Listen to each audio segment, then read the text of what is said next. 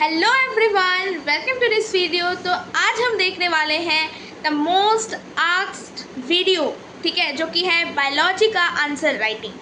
तो step by step देखने वाले हैं कि किस टाइप के क्वेश्चंस आते हैं और उसे हमें कैसे आंसर करना है, एज वेल एज मैं अपना प्री बोर्ड का आपको आंसर शीट भी दिखाने वाली हूँ, जिससे कि आपको आइडिया हो जाए कि कैसे लिखना है। और जो मैंने प्री बोर्ड के शीट में कुछ अगर मिस्टेक करी होगी तो वो भी मैं आपको बता दूँगी, आपको वार्न कर दूँगी कि ऐसी मिस्टेक नहीं करनी है। तो चलिए स्टार्ट करते हैं। तो सबसे पहले अगर मैं बात करूँ, देखो मेरे बायो में आए थे 98, ठीक है, 98%, राइट। और आज हम इसी का ही जो है स्ट्रैटेजी देखने वाले हैं। अब बायो में writing is very much important. Writing क्यों इम्पॉर्टेंट है? देखो दो टाइप के बच्चे होते हैं, student A and student B. Student A एक ऐसा बच्चा है जिसको सब कुछ पता है, ईच एंड एवरीथिंग ही और शी नोज, और उसे लिखना भी आता है। लिखने का मतलब क्या है? स्टाइल, मतलब आप अच्छे से अपने जितने भी ज्ञान है, आपके पास जितना भी इंफॉर्मेशन है, अगर उसे आप अच्छे से रिप्रेजेंट कर पा रहे हो, that means you can write very good, right.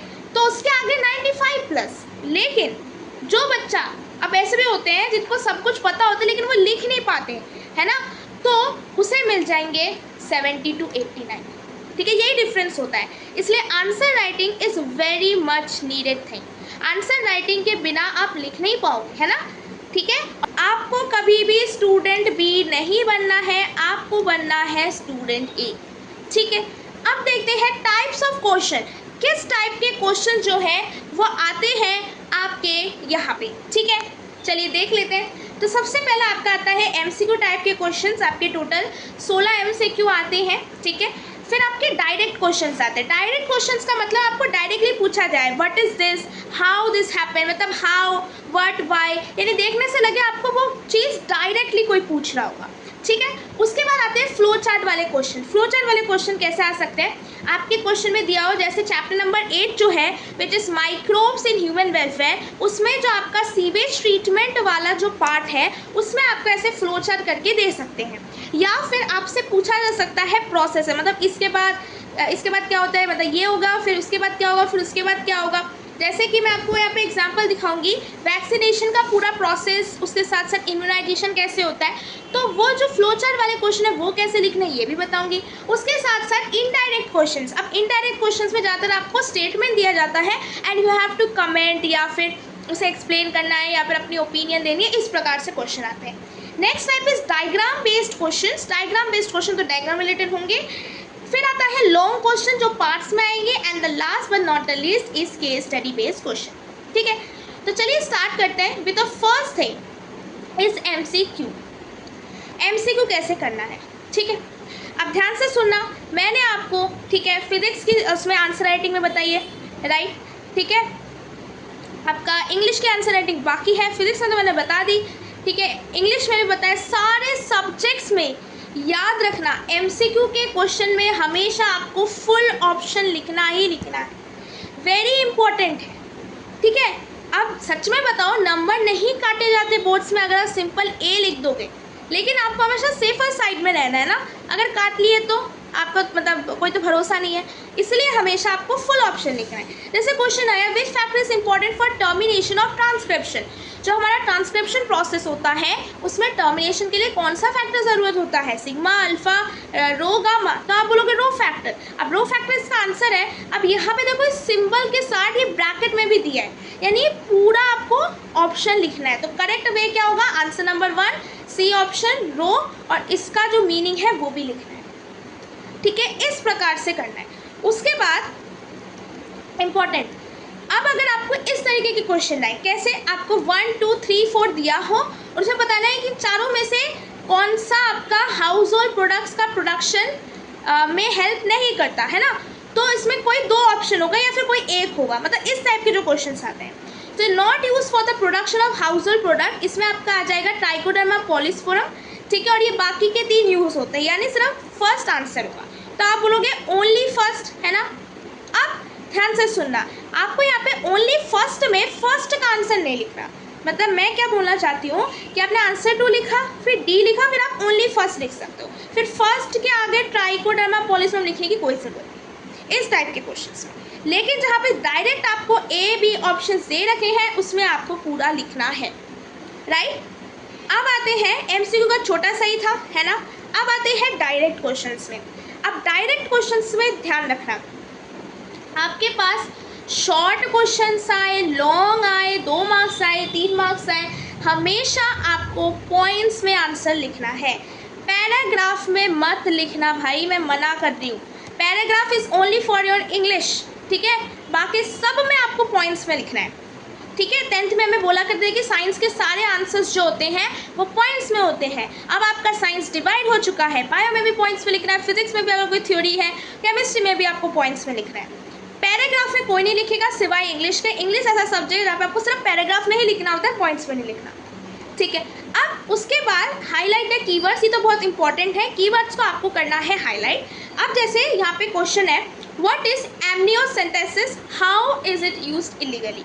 ये डायरेक्ट क्वेश्चन है, व्हाट से स्टार्ट हो रहा है, डायरेक्टली पूछ रहा है आपको। अब डायरेक्ट क्वेश्चन में ये 2 नंबर का क्वेश्चन है और मैं सिर्फ 2 पॉइंट्स लिखूंगी या फिर 3 पॉइंट्स लिखूंगी। तो सबसे पहले मैंने इसका डेफिनेशन बोला एमनियोसेंटेसिस का, is a method to take out the amniotic fluid, ये मैंने पूरा एक्सप्लेन कर दिया।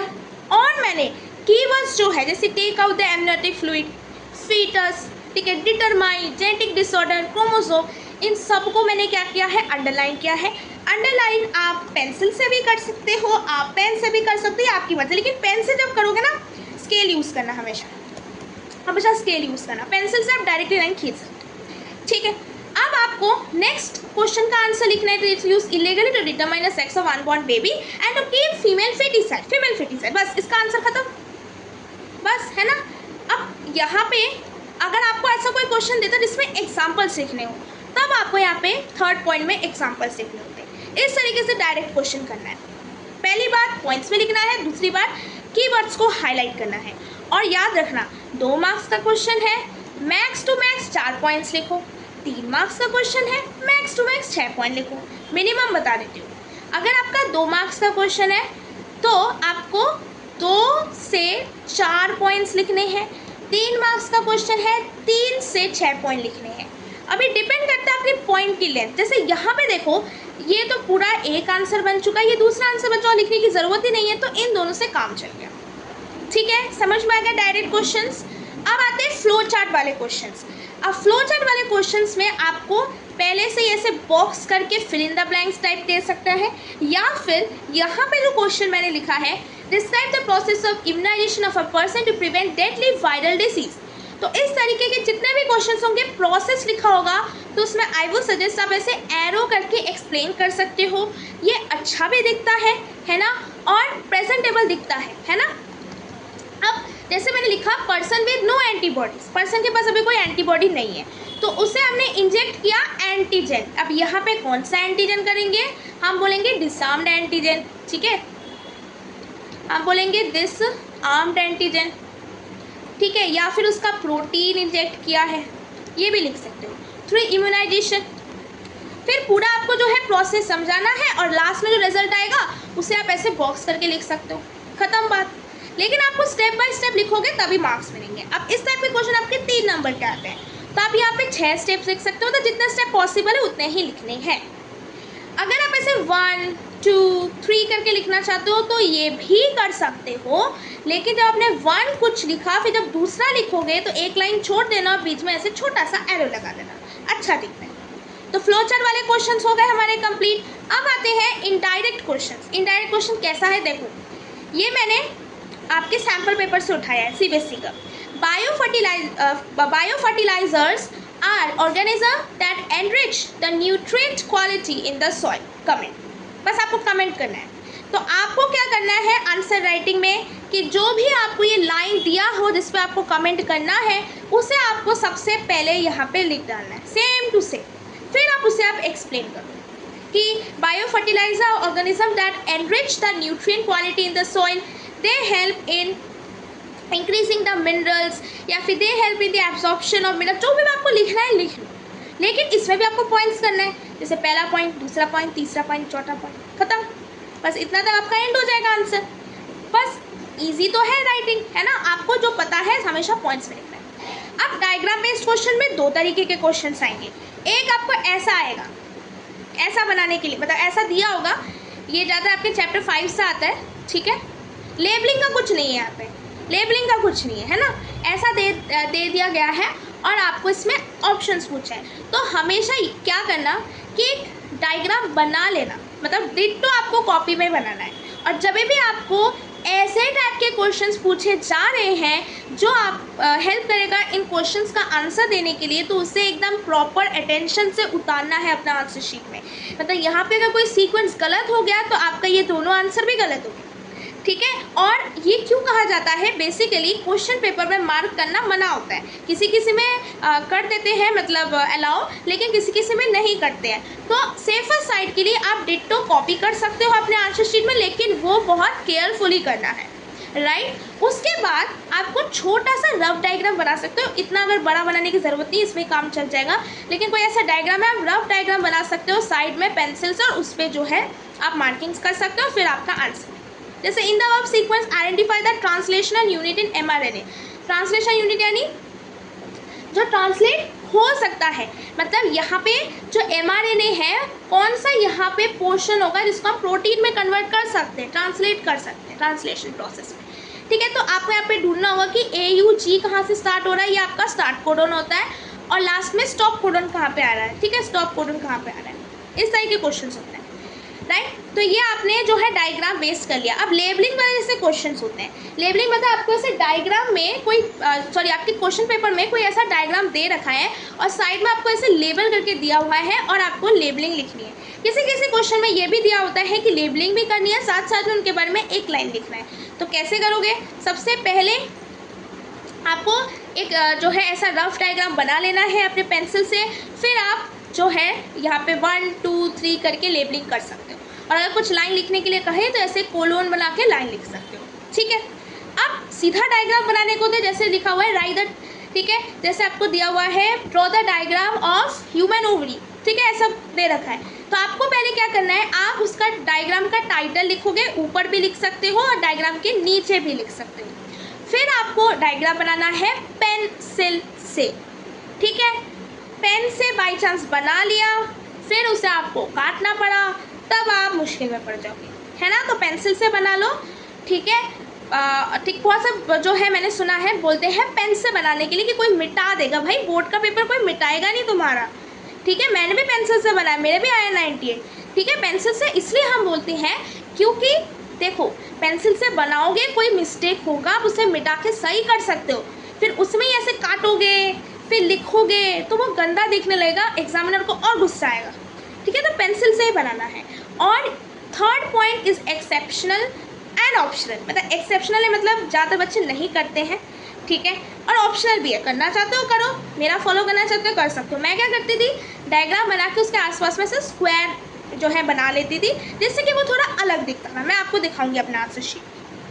तो इस प्रकार से डायग्राम वाले क्वेश्चंस आपको जो है अच्छे से लिखने हैं, ठीक है। अब आते हैं लॉन्ग क्वेश्चंस में। अब लॉन्ग क्वेश्चंस में दो तरह के क्वेश्चंस होते हैं, मतलब जिसमें आपके पार्ट्स दिए हुए हैं वो एक तरीका, और दूसरा आपका जिसमें पूरा एक ही क्वेश्चन है 5 नंबर का। तो कभी भी आपको ऐसे ऑप्शन में, लॉन्ग क्वेश्चंस हमेशा आपको ऑप्शन में दिए जाएंगे, डोंट वरी। 3 लॉन्ग क्वेश्चंस होते हैं, कि मतलब 3 लॉन्ग क्वेश्चंस यानी टोटल 6 क्वेश्चंस होंगे। मतलब क्वेश्चन नंबर जो भी होगा ये करो और ये करो, मतलब ए करो या फिर बी करो, फिर दूसरा क्वेश्चन में ए करो या फिर बी करो, इस प्रकार से। अगर आपका चॉइस में एक आपका पार्ट्स वाला आता है और एक सिंपल 5 नंबर का एक इकलौता क्वेश्चन आता है, कौन सा चूज़ करना है? हमेशा पार्ट्स वाला चूज़ करना है, हमेशा जो है आपको पार्ट्स वाला चूज़ करना है। क्यों चूज़ करना है इसका भी मैंने लिख रखा है। अब पार्ट्स वाले कैसे हो सकते हैं, जैसे एक 3 नंबर का हो सकता है, ये 2 नंबर का हो सकता है, या फिर 1 2 फिर 1 नंबर का फिर 2 नंबर का 3, मतलब इस तरीके से मार्क डिस्ट्रीब्यूशन हो सकता है। और जब मार्क डिस्ट्रीब्यूशन होता है ना बेसिकली, तो it is easy to write, ठीक है, you will get marks easily, आपको जो है मार्क्स ईजिली मिल जाएंगे यहाँ पे, ठीक है। इसमें भी मिलते हैं, लेकिन हो सकता है आपको पूरा 5 नंबर जो है एक टॉपिक में लिखने से अगर आप पार्ट्स में डिवाइड कर दोगे तो वो ईजिली बाइफिकेशन हो जाता है, ठीक है। तो हमेशा क्या चूज़ करना है, पार्ट्स वाले चूज़ करने, और ये मेरा एडवाइस है, हमेशा मैं पार्ट्स वाला चूज़ करती हूँ। लेकिन अगर ऑप्शन में ए भी आपका पूरा एक क्वेश्चन दिया है और करके बी भी पूरा एक क्वेश्चन दिया है, तब तो आपके पास कोई रास्ता है नहीं, तब आपको पूरा लिखना है। लेकिन जब भी आपको इन दोनों में से चॉइस दे, हमेशा आपको पार्ट्स वाला करना है। अब आते हैं केस स्टडी बेस्ड क्वेश्चन। अब केस स्टडी बेस्ड क्वेश्चन में देखो एमसीक्यू वाले होते हैं और 1 सेंटेंस और 2 मार्क्स वाले होते हैं। फिजिक्स में आपको एमसीक्यू देखने को मिलेंगे, केमिस्ट्री में भी हो सकता है एमसीक्यू या फिर मुझे देखना पड़ेगा। लेकिन बायो में बोर्ड एग्जाम में एमसीक्यू नहीं आए थे 1 सेंटेंस और 2 मार्क्स वाले क्वेश्चन, है ना। तो ये एक मुश्किल हो गई थी, है ना, दिस ईयर। तो आपको या तो 1 वर्ड लिखने को बोल सकता है या फिर 1 सेंटेंस या फिर 2 सेंटेंस लिखने को बोल सकता है। और ये जाते क्वेश्चंस होते हैं आपके हार्ड क्वेश्चंस, और हार्ड क्वेश्चंस के लिए आपको चाहिए कॉम्पिटेंसी बेस्ड क्वेश्चन, और कॉम्पिटेंसी बेस्ड क्वेश्चन के लिए चाहिए आपको एनसीईआरटी की थ्योरी अंडरस्टैंडिंग, बहुत इंपॉर्टेंट है। पूरी थ्योरी एकदम आपको समझ जानी चाहिए, उसके साथ साथ क्वेश्चन बैंक के क्वेश्चंस भी प्रैक्टिस करने हैं, PYQ भी करने हैं, ठीक है। If you are looking for the best reference book to boost the preparation of class 12 CBSE board exam, then let me tell you, the Oswald Question Bank plus solved previous year question papers is exactly for you. It provides 2016 to 2025 solved previous year question paper with their answers. With this you will get short notes and mind map of each and every chapter with detailed analysis and CBSE full syllabus. With this you will get competency based question, and not just that, you will also be provided with 2 practice paper for your final revision. If you are serious about your board exam, this is the book you should go for. Apply the coupon code SHREYA-ST10 and get 10% additional discount on your purchase. Link in the description and pinned comment. Go and check out. अब आते हैं biology answer sheet देखने वाले हैं हम, pre board का 1 का, जिसमें मैंने 67 आए थे, ठीक है। मैं आपको जो है यहाँ पे अपनी शीट जो है एनालिसिस करके बताऊँ, ठीक है। तो चलिए स्टार्ट करते हैं। सबसे पहले यहाँ पे मैं जूम कर देती हूँ जिससे कि आपको जो है क्लियरली समझ में आ जाए। चलिए देखो, सबसे पहले यहाँ पे देखो, सबसे पहले मैंने यहाँ पे स्टार्ट किया है विद सेक्शन ई, ठीक है। मैंने स्टार्ट किया विद सेक्शन ई, आप कहीं से भी स्टार्ट कर सकते हैं, लेकिन मेरा सजेशन ये रहेगा कि आपको सेक्शन ई से स्टार्ट करना है, क्योंकि अगर आप इसे लास्ट में करते हो तो पूरे 5 नंबर का मतलब खो जाने का डर रहता है ना। तो आप मत करिए, डायरेक्ट सेक्शन ई से स्टार्ट करिए। यहाँ पे मैंने लिखा आंसर नंबर 31, ठीक है। और देखो मैंने यहाँ पे जो है डायग्राम का नेम ऊपर लिख दिया है, structure of young anther seen in transverse section, और जो भी मेरा यहाँ पे डायग्राम था वो मैंने बना दिया है, लेबलिंग कर डाली है, ठीक है। और उसके साथ साथ ऐसा बॉक्स भी बना दिया है, देखो, है ना।